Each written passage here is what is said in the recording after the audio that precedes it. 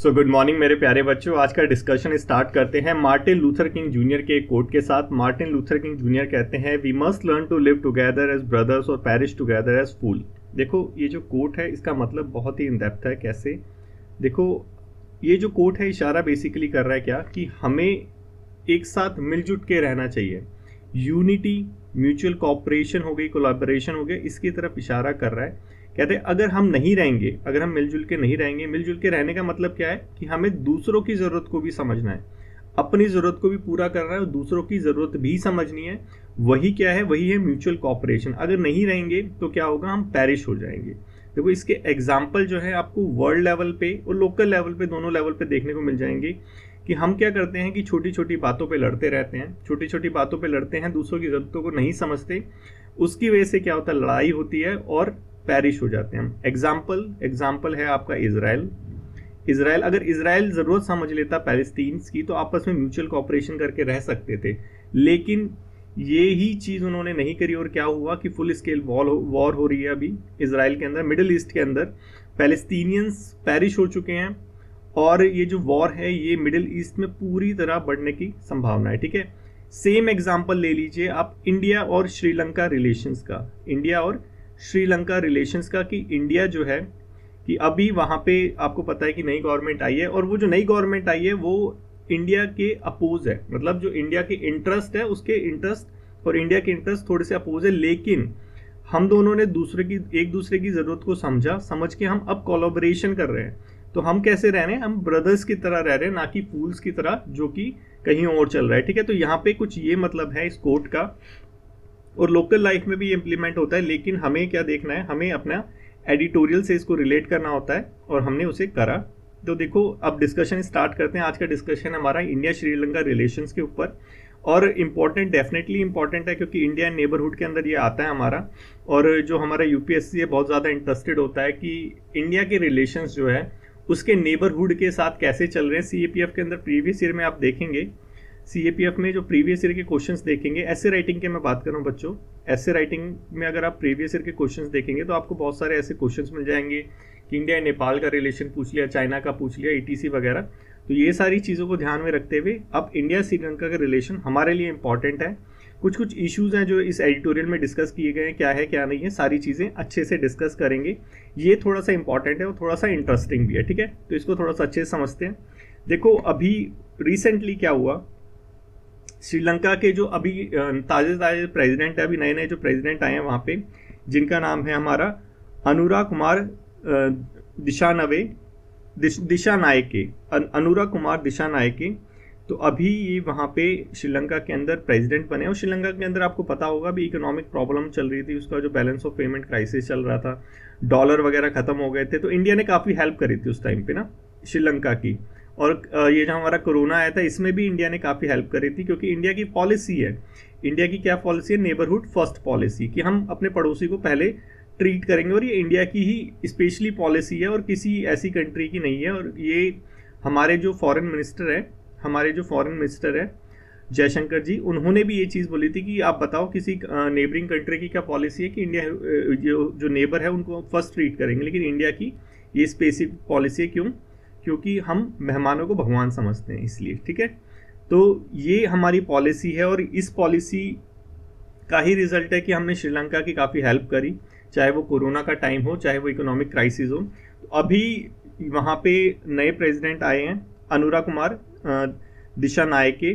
तो इनकी जो फर्स्ट फॉरेन विजिट होती है बहुत इंपॉर्टेंट होती है। किसी भी प्रेसिडेंट जो भी वहाँ का टॉप लीडर होता है, चाहे जैसे हमारी इंडिया में हमारे प्राइम मिनिस्टर मोदी जी हो गए और वहाँ पे जैसे प्रेसिडेंट हो गए, तो वहाँ पे जो उसकी फर्स्ट विजिट होती है वो उस कंट्री की, उस पर्टिकुलर कंट्री की जो पॉलिसी होगी, किस डायरेक्शन में मूव करेगी, उसको रिफ्लेक्ट करती है। ठीक है, तो देखो उनकी जो फर्स्ट विजिट थी वो कहाँ पे थी? हमारी इंडिया के अंदर थी। मतलब क्या है कि अब इंडिया के लिए थोड़ा सा पॉजिटिव सिग्नल है, ये इंडिया के लिए पॉजिटिव सिग्नल है कि वो इंडिया की तरफ थोड़ा जो दोस्ती का हाथ है वो बढ़ाना चाहते हैं।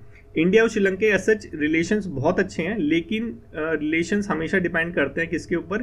कि कौन सी वहाँ पे पार्टी है, प्रो इंडियन है या फिर अगेंस्ट इंडियन है। ठीक है, जैसे मालदीव हो गया, मालदीव में क्या होता है कि एक गवर्नमेंट है जो इंडिया के प्रो है, तो जब भी वो गवर्नमेंट आती है इंडिया को हमेशा फेवर करती है।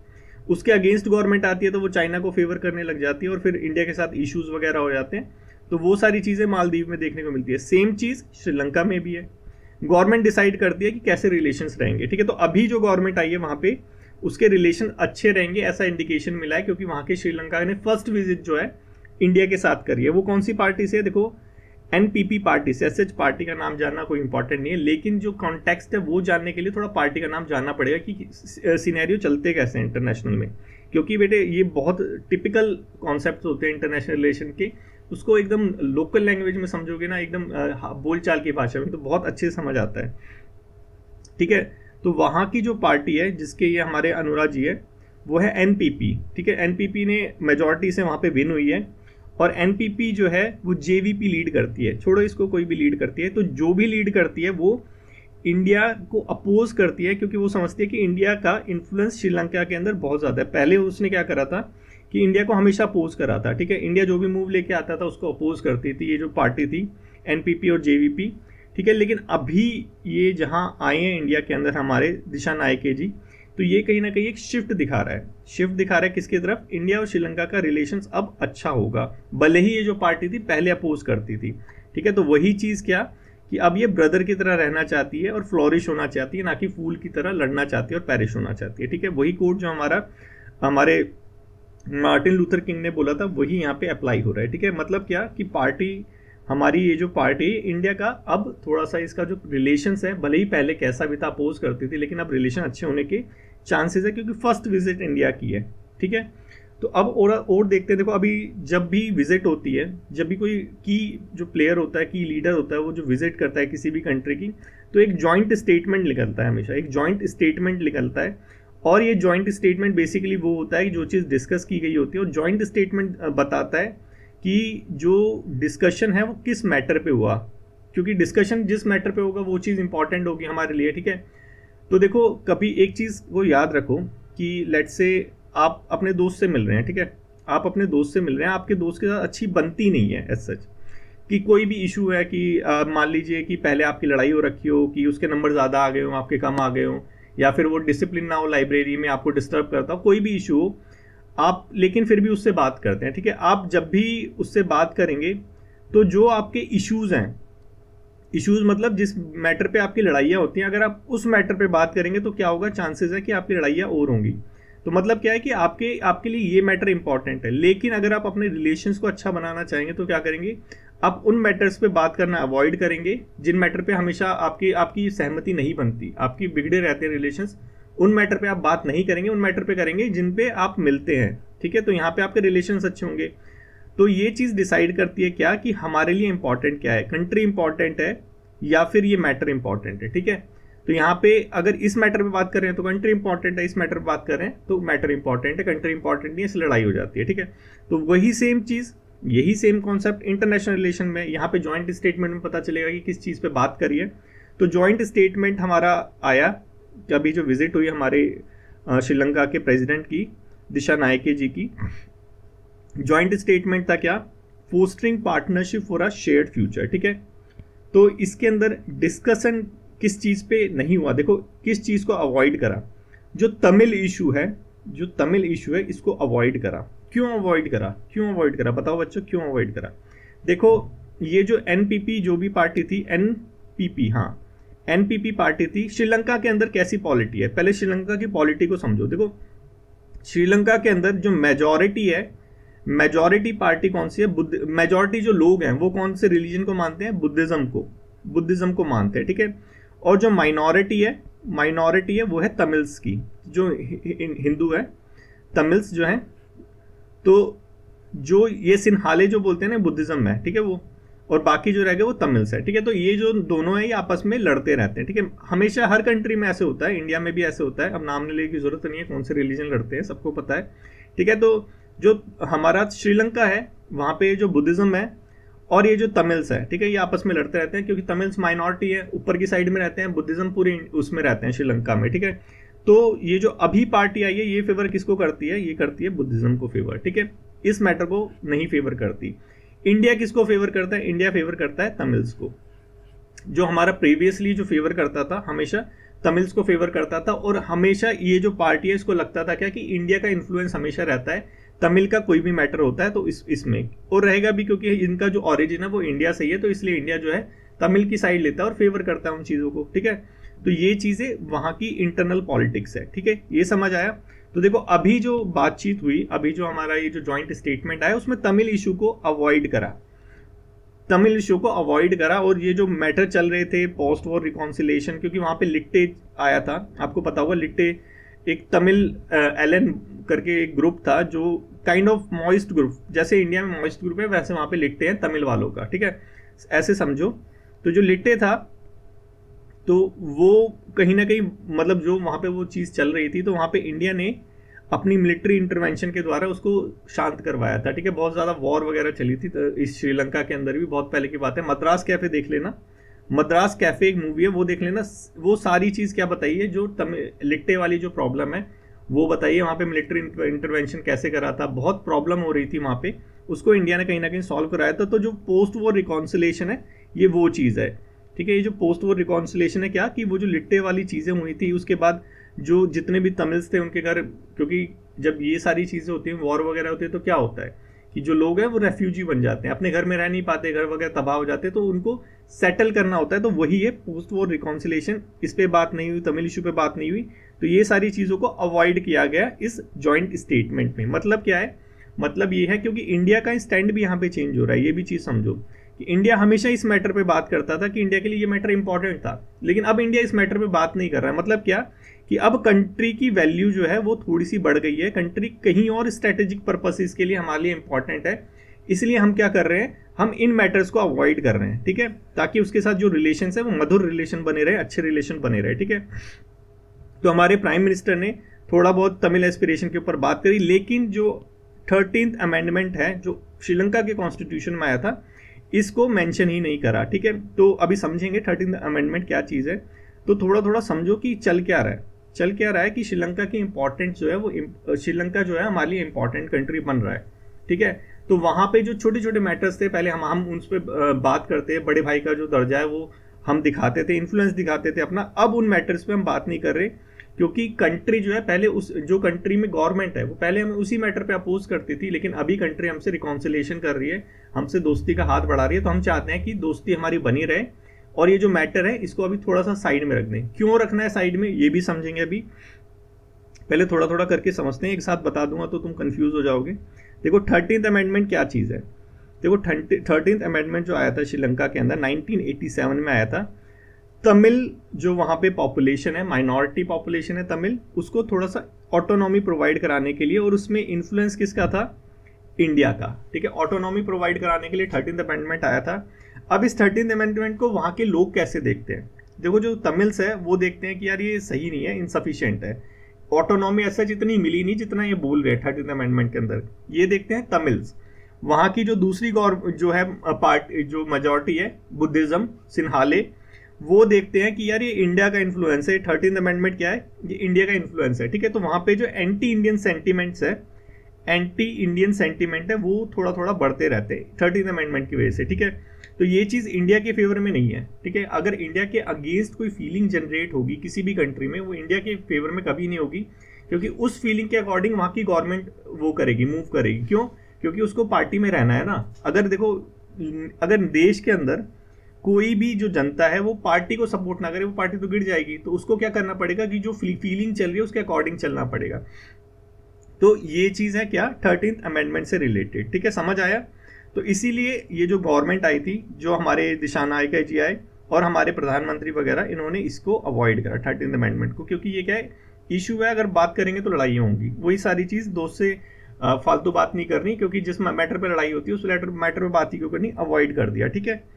अब थोड़ा सा देख लेते हैं, ये सारी चीज़ देखेंगे कि क्यों कर रहे हैं, इसके पीछे का रीज़न एडिटोरियल में सच नहीं पता है, लेकिन हमें पता है क्यों है ये, ठीक है। तो हम थोड़ा उसको भी देखेंगे।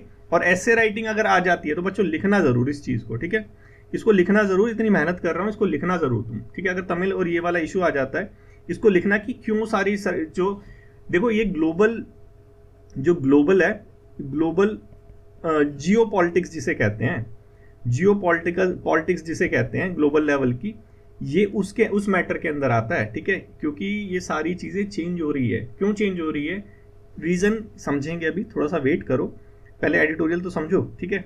तो तमिल स्ट्रगल को थोड़ा देखते हैं। तमिल देखो, जहाँ माइनॉरिटी होती है, तमिल जहाँ माइनॉरिटी होती है, चाहे वो इंडिया हो, चाहे वो श्रीलंका हो, चाहे वो जर्मनी हो, ठीक है, हिटलर वाला टाइम की बात कर रहा हूँ, माइनॉरिटी की बहुत दुर्दशा होती है, हमेशा हमेशा कहीं भी हो, ठीक है। तो वही चीज़ अब जो तमिल्स हैं, माइनॉरिटी है, वहाँ पे फोर्स डिसअपियरेंस, मतलब क्या, गायब हो जाते हैं, गायब हो जाते हैं। फोर्स डिसअपियरेंस यही तो, कि मिलिट्री वगैरह इंटरवेंशन होती है, आज दिख रहा है कल नहीं दिख रहा, कहाँ गया भगवान को पता है, ठीक है। वो सारी चीज़ें होती हैं, जो वहाँ के लोगों का लैंड है, मिलिट्री जो है वो उसको फोर्सफुली कैप्चर कर लेती है, ठीक है। उसके बाद अब ये सारी चीज़ उनके घर वगैरह उजाड़ देते हैं, लेकिन जो है वो रिकंस्ट्रक्शन, वो सारी चीज़ें नहीं होती। मतलब क्या कि उनकी कोई सुनवाई नहीं है, जो जैसा जिसका मन करता है वैसा करता है, ठीक है। माइनॉरिटी के साथ ये होता है हमेशा, ठीक है। ये चीज़ यहाँ पे बताई गई। इंडिया बहुत अच्छी कंट्री है इस मामले में, इंडिया में बहुत बहुत अच्छी कंट्री है, क्योंकि हमारे कॉन्स्टिट्यूशन में उनको ढेरों प्रोटेक्शन प्रोवाइड कराई गई है। हमने कल भी कुछ देखा था इसके बारे में, आपको पता होगा, ये कॉन्स्टिट्यूशनल आर्टिकल्स देखे थे जो माइनॉरिटी को उसके राइट्स प्रोवाइड कराते हैं। तो इंडिया बहुत अच्छी कंट्री है इस मामले में। तो Tamil political leadership pressure face करती है हमेशा वहाँ पे। तमिल पॉलिटिकल लीडरशिप मतलब जो तमिल को प्रोटेक्ट करने वाले वहाँ के जो लीडर्स हैं, क्योंकि माइनॉरिटी के भी तो लीडर्स होते हैं, वो हमेशा वो प्रेशर जो है फेस करते हैं उस कंट्री के अंदर। रीज़न क्या है, मेजॉरिटी माइनॉरिटी वाला वही रीज़न है, ठीक है। तो हमेशा जो वहाँ के तमिल्स है वो इंडिया की तरफ देखते रहते हैं कि इंडिया हमारी मदद करेगा, इंटरनेशनल कम्युनिटी की तरफ देखते रहते हैं कि यहाँ से मदद आएगी, क्योंकि कंट्री से तो उनको कुछ वो चारा जो है वो दिखता नहीं है, ठीक है। लेकिन अभी जो हमारी जो मीटिंग हुई है, जो जॉइंट स्टेटमेंट आई है, वो कहीं ना कहीं इन जो तमिल पॉलिटिकल लीडर्स हैं इनके लिए निराशा की बात है।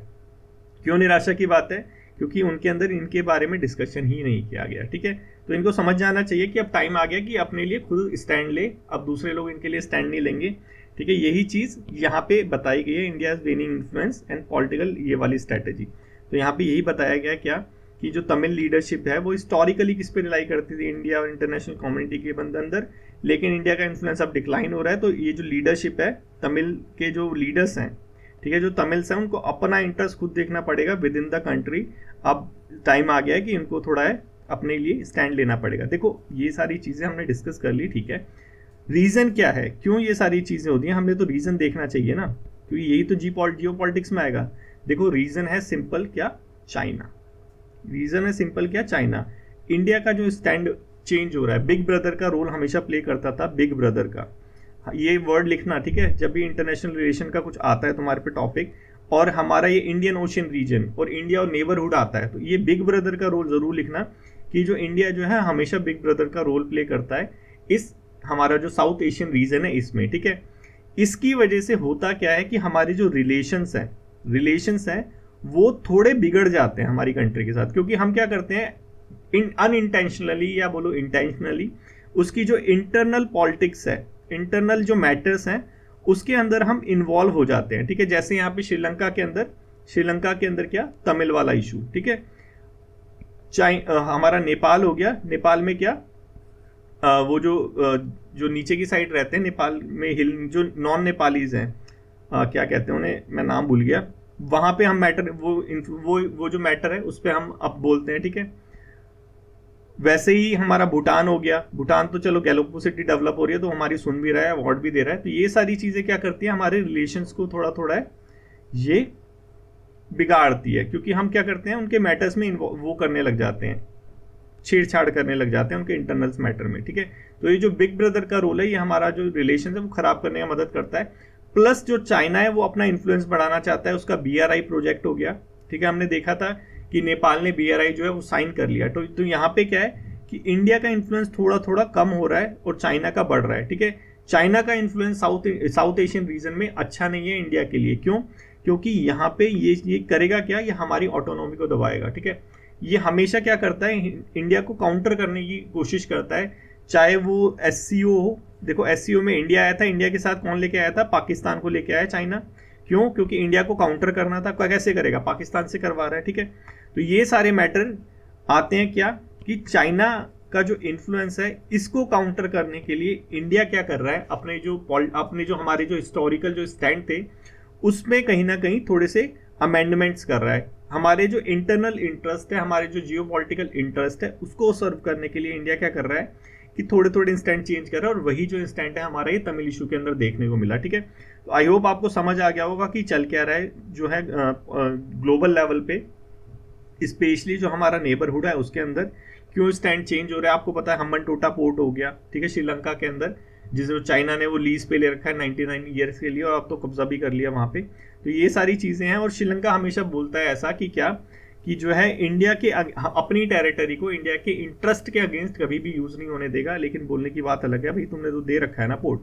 तो ये सारी चीजें आपको समझनी चाहिए। ठीक है, तो आज का जो आपका लिखने का टॉपिक है, रिटर्न का जो टॉपिक है पेपर 2 के लिए हम ऐसे राइटिंग का प्रैक्टिस करते हैं, आप सभी को पता है, वो है क्या, इंडिया श्रीलंका रिलेशनशिप। ठीक है, देखो बच्चे पूछते हैं तो सर भेजे कहाँ पे, भेजे कहाँ पे, जब मैं बताता हूँ कि यहाँ भेजो तो भेजते क्यों नहीं हो तुम। ठीक है, तो लिखना चालू करो पेपर 2 के लिए, लिखोगे तभी तो समझ आएगा बच्चों, लिखना तो चालू करो एटलीस्ट। जो 2-3 बच्चे लिखते थे अब उन्होंने भी बंद कर दिया। ठीक है, अब लिखना चालू करो दोबारा से, बिना लिखे सोचना भी मत, हो जाएगा। ठीक है, और फिर बाद में ये मत मेरे को मैसेज करके बोलना कि सर आपकी बात मान लेते तो आज हमारा हो जाता। ठीक है, तो लिखना चालू करो आज से ही, कुछ नहीं जाता लिखने में, 10 मिनट दे दो, सिर्फ 10 मिनट से जो पढ़ाया है इसी को लिख दो, जो पढ़ाया है इसी को लिख दो, क्योंकि अपने आप ये क्लब होता रहेगा जैसे जैसे टाइम बढ़ेगा। ठीक है, आप ये समझ नहीं रहे हो बात को, कितना इंपॉर्टेंट है आपके लिए राइटिंग करना। ठीक है, और राइटिंग करना इतना इंपॉर्टेंट है जितना इंपॉर्टेंट आपके लिए अभी सांस लेना है, क्योंकि आपको सिलेक्शन लेना है। ठीक है, तो चलो अब नेक्स्ट आर्टिकल की तरफ मूव ऑन करते हैं, और प्लीज लिखना चालू करो। ठीक है, सीरियसली बोल रहा हूँ। अब है नेक्स्ट आर्टिकल हमारा वाइस प्रेसिडेंट के ऊपर। देखो वाइस प्रेसिडेंट के ऊपर हमारा आर्टिकल है, क्यों आया है, आया इसलिए बेसिकली वहां पे क्या चल रहा है, डिप्टी जो सीएम है उसने अभी, जो अपोजिशन है उसने जो वाइस प्रेसिडेंट है उसको रिमूव करने के लिए थोड़ा सा वो जो होता है प्रोसीजर वो चालू करा, तो उसको डिप्टी चेयरमैन है जो राज्यसभा का, उसने रिजेक्ट कर दिया, उसने इसको रिजेक्ट कर दिया, बोला कि फर्जी है और इसमें कुछ वो जो होता है कि मजबूती होती है वो सारी चीज़ें नहीं है, बेबुनियादी है, ये सारी चीज़ें बोल के रिजेक्ट कर दिया काइंड ऑफ। ठीक है, तो हमें समझने की जरूरत क्या है, हमें समझने की जरूरत है कि वाइस प्रेसिडेंट, क्योंकि ऐसे ही तो टॉपिक आते हैं पॉलिटी में, और कैसे टॉपिक आते हैं। ठीक है, करंट में चल रहा है, लेकिन वो थोड़ा ना बोलेगा कि अभी न्यूज़पेपर में ये आया था तो अब ऐसा हो रहा तो कैसे होगा, वो डायरेक्टली पूछेगा, तो तुम्हें लगेगा स्टैटिक से आया है, तुम्हें लगेगा स्टैटिक से आया, लेकिन करंट अफेयर में चल रहा था वो टॉपिक, तो वहां से ही स्टैटिक पोर्शन से तुम्हें दे दिया क्वेश्चन। ठीक है, तो तुम्हें जानना जरूरी है क्या कि वाइस प्रेसिडेंट का रिमूवल होता कैसे है। ठीक है, वाइस प्रेसिडेंट का लोकसभा में स्टार्ट कर सकते हैं, बताओ लोकसभा में स्टार्ट कर सकते हैं या राज्यसभा में स्टार्ट होगा, या दोनों में से कोई सी भी हाउस में स्टार्ट कर सकते हैं, प्रेसिडेंट स्टार्ट कर सकता है। इम्पीचमेंट होता है क्या उसका, ये क्वेश्चंस के आंसर देने पड़ेंगे ना, क्योंकि तुम्हें समझ आनी चाहिए सारी चीजें, जब भी पढ़ो तो क्वेश्चंस करो। इम्पीचमेंट कर सकते हैं क्या राज्यसभा के जो ये है हमारा चेयरमैन है, कौन होता है चेयरमैन, वाइस प्रेसिडेंट होता है, तो क्या वाइस प्रेसिडेंट का इम्पीचमेंट होता है जैसे प्रेसिडेंट का होता है। ठीक है, उसका कॉलेजियम से उसका वो जो होता है कॉलेज क्या होता है। ठीक है, लोकसभा में इनिशिएट कर सकते हैं, नो कॉन्फिडेंस मोशन से इसको रिमूव कर सकते हैं, ये सारे क्वेश्चंस के तुम्हें आंसर देने पड़ेंगे ना, तो यही चीज हम यहाँ पे करते हैं। ठीक है, एंड इसको जो है थोड़ा सिस्टमैटिकली इसको डिस्कस करते हैं, एनालिटिकली। ठीक है, प्रोज कौन सारी चीजें हम डिस्कस करते हैं, तो वैसे थोड़ा फायदा रहता है, दिमाग में बैठ जाता है, मेक इट स्टिक। ठीक है, तो चलो समझते हैं कि इसको रिमूव करने का प्रोसेस क्या है। देखो जो राज्यसभा का प्रेसिडेंट है, ठीक है, मतलब वाइस हमारा जो प्रेसिडेंट है, राज्यसभा का चेयरमैन वाइस प्रेसिडेंट, उसका जो रिमूवल का है वो सिर्फ स्टार्ट हो सकता है कहाँ पे, राज्यसभा में। ठीक है, सिर्फ राज्यसभा में स्टार्ट हो सकता है।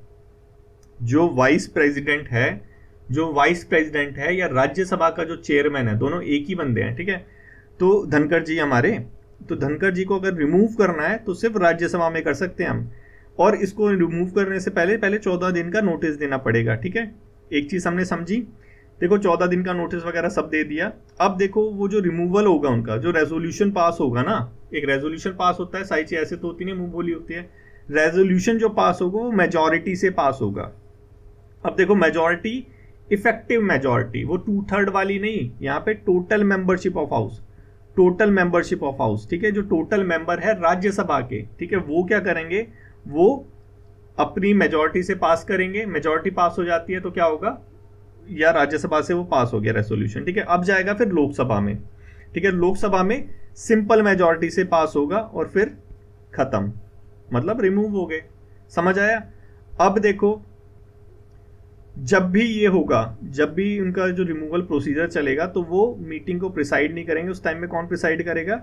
Deputy chairman. डिप्टी चेयरमैन, तभी तो यहाँ पे डिप्टी चेयरमैन ने बोला है, तभी तो यहाँ पे डिप्टी चेयरमैन ने बोला है क्या, उसको वो जो मोशन चला था उसको रिजेक्ट कर दिया डिप्टी चेयरमैन ने, क्योंकि अभी उनके लिए मोशन चल रहा है तो वो प्रिसाइड कर नहीं सकते, तो अब डिप्टी चेयरमैन करेगा, ठीक है। जो बहुत ज़्यादा इंपॉर्टेंट चीज़ है जानने के लिए, वो क्या, कि जो इम्पीचमेंट प्रोसेस होता है जो प्रेसिडेंट के लिए चलता है, वो यहाँ पे रिक्वायरमेंट नहीं है, ठीक है। यहाँ पे इम्पीचमेंट प्रोसेस की रिक्वायरमेंट नहीं है जो प्रेसिडेंट के लिए चलती है। और क्या, कि अब जो रिमूवल का ग्राउंड क्या कॉन्स्टिट्यूशन में मेंशन है? नहीं मेंशन है, कोई ग्राउंड मेंशन ही नहीं है कॉन्स्टिट्यूशन के ऊपर, ठीक है। तो हमारा पार्लियामेंट अपने आप डिसाइड करता है, वो जो कन्वेंशन वगैरह होता है पार्लियामेंट का, उससे डिसाइडेड है, ठीक है। तो आपके लिए है ये क्वेश्चन वन, ठीक है। थोड़ा सा इसमें दिमाग लगाना पड़ेगा तुम्हें, लगाओ दिमाग लगा के फिर इसका आंसर करो, कमेंट बॉक्स में कमेंट करो, ठीक है। तो देखो, एक चीज़ थोड़ा सा समझना, चीज़ों को थोड़ा समझना। देखो, मैंने यहाँ पे तुमसे बोला कि जो नो कॉन्फिडेंस मोशन है, एनसीएम वैसे तो नॉन कॉपरेशन मूवमेंट को बोलते हैं। नॉन कॉन्फिडेंस वाला जो है, नो कॉन्फिडेंस वाला जो होता है, क्या वो इसके डिप्टी जो हमारा वाइस प्रेसिडेंट है इसके अगेंस्ट में कर सकते हैं? देखो, नो कॉन्फिडेंस तो होता है लोकसभा में, समझ आया? लोकसभा में होता है नो कॉन्फिडेंस, राज्यसभा में नहीं होता, ठीक है। तो यहाँ पे जब लोकसभा में होता है तो ये तो हमारा राज्यसभा में इनिशिएट, राज्यसभा में होगा, तो होगा कैसे? नहीं होगा, ठीक है। इस चीज़ को थोड़ा समझना, ठीक है। चलो, क्वेश्चन 1 का आंसर करोगे, समझ आ जाएगा। नेक्स्ट चलते हैं हमारा थ्रिसुर पूरम की तरफ। थ्रिसुर पूरम क्या चीज़ है? देखो, फेस्टिवल है, बेसिकली केरला के अंदर होता है। सुप्रीम, वहाँ केरला में हाथी का यूज़ होता है, एलिफेंट का, ठीक है। तो जब एलिफेंट का होता है तो वो जानवर को बचाने वाले जो ग्रुप्स वगैरह हैं, पेटा वगैरह, वो सारे लोग आ जाते हैं, बोलते हैं कि इनके साथ अन्याय हो रहा है। तो जो हमारे कल्चरल फेस्टिवल्स हैं उनको ही वो अपोज करते हैं। तो ये सारी चीज़ें चल रही है बेसिकली न्यूज़ में। हमें समझना है क्या, कि क्या थ्रिसुर पूरम होता क्या है, ठीक है। कहाँ पे होता है? केरला में, हमने वैसे समझ लिया। थोड़ा सा देख लेते हैं इसके बारे में, ठीक है, क्योंकि ये सारा हमारा उसमें आता है, आर्ट एंड कल्चर में, ठीक है। आर्ट एंड कल्चर ऐसे वैसे बहुत ही आपके अंदर बहुत ही ईजी आता है। ईजी मतलब कि इतना टफ नहीं आता जैसा सीएससी के अंदर आता है। सीएससी जैसा नहीं आता, सीएससी तो बहुत ही टफ आता है। तो आपको क्या करना है, जो आपके लिए इंपॉर्टेंट है, सीएपीएफ के लिए इंपॉर्टेंट है, उस एंगल से हमें समझना है, ठीक है। हमें इतना अंदर नहीं घुसना कि बाहर ही ना निकल पाए, ठीक है। हमें वहां तक रहना है जहां तक सीएपीएफ को हम अपने दायरे में ले ले, ठीक है। तो वही उतना ही हम डिस्कस करेंगे। थ्रिसुर पूरम देखो, हिंदू टेम्पल, हिंदू फेस्टिवल है, बेसिकली केरला के अंदर बनाया जाता है, इतना याद करो, ठीक है। की फीचर क्या है? ये है बॉडी जो उसको बनाती है, ये है बॉडी जो उसको बनवाती है, टेम्पल मैनेजमेंट बॉडी है ये। इसको बोलते क्या है? देवास वॉर्म्स, ठीक है। देवास वॉर्म्स है ये, ठीक है। एलिफेंट की परेड होती है, ट्रेडिशनल म्यूजिक वगैरह, ये सारी चीज़ें होती हैं। उसका नाम क्या है? फीचर्स क्या है? पंचावाद्यम मतलब क्या, कि पांच जो है ट्रेडिशनल इंस्ट्रूमेंट यहाँ पे यूज होते हैं, ठीक है। जो मेन चीज़ है वो क्या? मेन चीज़ है ये कि ये जो है फेस्टिवल, ये केरला के अंदर स्टार्ट करा था कहाँ? राजा रामा वर्मा, ठीक है, जिनको जाना जाता है किसके नाम से? सक्तान थाम्पुरम, ठीक है। ये है महाराजा ऑफ कोचिन, ठीक है। इन्होंने स्टार्ट करा था राजा राम वर्मा ने, ठीक है। अब इससे सिमिलर कौन कौन से फेस्टिवल है, ठीक है, सिमिलर कौन कौन से फेस्टिवल है ये भी पता होना चाहिए, क्योंकि वो तो मैच द फॉलोइंग देगा ना आपको, वो थोड़ा ना पूछेगा ये सारी चीज़ें। पूछा है तो बताओ, एक आधी बार पूछ लिया होगा वो अलग चीज़ है, लेकिन मैच द फॉलोइंग बहुत ज़्यादा बार पूछता है, ठीक है। तो देखो, सेम फेस्टिवल, एलिफेंट फेस्टिवल, फंस जाओगे यहाँ पे, क्यों? एलिफेंट फेस्टिवल राजस्थान में होता है। अब एलिफेंट का नाम सोचते ही लगता है केरला में होगा, ठीक है। नेक्स्ट है क्या? एसाला पेराहेरा, कहाँ पे है? श्रीलंका के अंदर। कालासम फेस्टिवल तमिलनाडु में होता है। पुलिकाली फेस्टिवल होता है ओणम के टाइम पे केरला के अंदर। देखो, पुलिकाली में क्या होता है? मोटे मोटे लोग होते हैं, पेट के अंदर ऐसे ही होता है फेस्टिवल, पेट पे क्या है, टाइगर वगैरह छपवा के उसे हिलाते रहते हैं, तो ऐसा लगता है टाइगर बोल रहा है, तो वैसा फेस्टिवल है, बहुत अच्छा फेस्टिवल है, इसको थोड़ा देखना, ठीक है। पुलिकाली फेस्टिवल, तो ये सारे फेस्टिवल हैं, ये न्यूज़ में रहते हैं, न्यूज़ में और पेपर के अंदर रहते हैं, तो ऐसे फेस्टिवल को जानना आपके लिए इंपॉर्टेंट है, ठीक है। अब ये जो क्वेश्चन है, क्वेश्चन नंबर हमारा 2, क्वेश्चन नंबर 2, इसको थोड़ा सा प्रैक्टिस करो, कमेंट बॉक्स में कमेंट करो, ठीक है बच्चों। चलो अब चलते हैं थर्ड अपने इस आर्टिकल की तरफ। देखो युगा युगीन भारत, युगा युगीन भारत न्यूज़पेपर के अंदर आया था लेकिन ढूंढने से नहीं मिलेगा ये युगा युगीन भारत, ठीक है। क्वेश्चन ऐसे पूछता है वो, ठीक है। तो अभी basically memorandum of understanding sign हुआ था इंडिया और फ्रांस के बीच में। 3600 मेमोरेंडम और अंडरस्टैंडिंग साइन होते हैं एक साल के अंदर, कोई इंपॉर्टेंट नहीं होता। इंपॉर्टेंट वो होता है जहाँ पे कुछ सही चीज़ निकल के आए, जैसे ये युगा युगीन भारत, ठीक है। तो मेमोरेंडम और अंडरस्टैंडिंग साइन किस लिए हुआ है, हम म्यूजियम डेवलप कर रहे हैं इंडिया के अंदर, हम म्यूजियम डेवलप कर रहे हैं कहाँ पे, जो हमारा नॉर्थ और साउथ ब्लॉक है वहाँ पे, नॉर्थ और दिल्ली के अंदर है, नॉर्थ और साउथ ब्लॉक है, यहाँ पे हमें म्यूजियम डेवलप कर रहे हैं फ्रांस की सहायता से। उसके लिए हमने मेमोरेंडम ऑफ अंडरस्टैंडिंग साइन किया है और इसी को हम क्या कहते हैं, युगा युगीन भारत, ठीक है, उस म्यूजियम को, ठीक है। तो ये युगा युगीन भारत के बारे में थोड़ा सा पता होना चाहिए, थोड़ा सा दिमाग में रहने के लिए। देखो ये जो भारत है हमारा युगा युगीन भारत, कोलैबोरेशन है किसका, इंडिया फ्रांस का, नॉर्थ साउथ ब्लॉक में क्या कर रहे हैं हम, म्यूजियम को इस्टेब्लिश कर रहे हैं। जब ये म्यूजियम बन जाएगा, इसलिए ज़्यादा इंपॉर्टेंट है ये वाला आर्टिकल, जब ये म्यूजियम बन जाएगा तो ये पूरे वर्ल्ड का लार्जेस्ट म्यूजियम होगा, लार्जेस्ट, सबसे ज़्यादा लार्जेस्ट म्यूजियम होगा इंडिया के अंदर, नॉर्थ और साउथ ब्लॉक में। क्या नाम है, युगा युगीन भारत, किसकी सहायता से, फ्रांस की सहायता से, ठीक है। इंस्पायर किससे हो रहा है, फ्रांस के अंदर ये है लॉवरे, इससे इंस्पायर हो रहा है। ये सारी चीज़ें, रीयूज बिल्डिंग, ये सारा वो सारी चीज़ें हैं। बस तुमने जो मेन पॉइंट है वो समझ लिया ना, युगा युगीन भारत क्या है, कहाँ हो रहा है, किसकी सहायता से हो रहा है, मैंने कहा अंडरस्टैंडिंग साइन हुई है, ये सारी चीज़ें, इंस्पायर किससे हो रहा है, ये बस इतना समझो, इतना इंपॉर्टेंट है, ठीक है। क्वेश्चन नंबर 3, इसका आंसर कमेंट बॉक्स में कमेंट करो। 3 है ना, हाँ 3 है, ठीक है। कमेंट बॉक्स में इसका कमेंट करो, समझ आया नहीं आया, ठीक है। अब चलते हैं, हमारा ये कल के आर्टिकल में था, मैंने कल का, क्योंकि कल का न्यूज़पेपर भी थोड़ा देख लेता हूँ करने के बाद, कहीं कुछ छूट तो नहीं गया, ये छूट गया था थोड़ा सा, ठीक है। तो इसको यहाँ पे आज लेके आया, साहित्य अकेडमी अवार्ड, ठीक है, साहित्य अकेडमी अवार्ड। देखो ये जो हमारा अवार्ड है, ठीक है, बहुत सारे लोगों को मिलता है, बहुत सारे लोगों को मिलता है, ठीक है। सबके नाम रटना कुछ इंपॉर्टेंट नहीं है, 2 का नाम रखो, हिंदी में किसको मिला, इंग्लिश में किसको मिला, किस किस चीज़ में मिलता है, क्या नहीं मिलता, ये सारी चीज़ें हमारे लिए थोड़ी सी इंपॉर्टेंट हो जाती है, कभी कभी पूछ लेता है, ठीक है। पहली चीज़ तो ये जो अवार्ड है देता कौन है, ठीक है, साहित्य अकेडमी अवार्ड, साहित्य अकेडमी वाले देते हैं, national academy of letters, national academy of letters वाले इस अवार्ड को देते हैं, ठीक है। साल में एक बार देते हैं, ऐसे नहीं है साल में 2-3 बार जब मन करा दे दिया, एक बार देते हैं साल में, ठीक है। अवार्ड की कैटेगरी, ये थोड़ा सा याद रखने की चीज़ है कि 24 इंडियन लैंग्वेज में मिलती है, 24, ठीक है। इंडियन लैंग्वेज मतलब क्या, 1 या 2 इंडियन, हिंदी या इंग्लिश संस्कृत वगैरह नहीं, 24 इंडियन लैंग्वेज में मिलती है, जिसमें बहुत सारी लैंग्वेजें आ जाती है, ठीक है।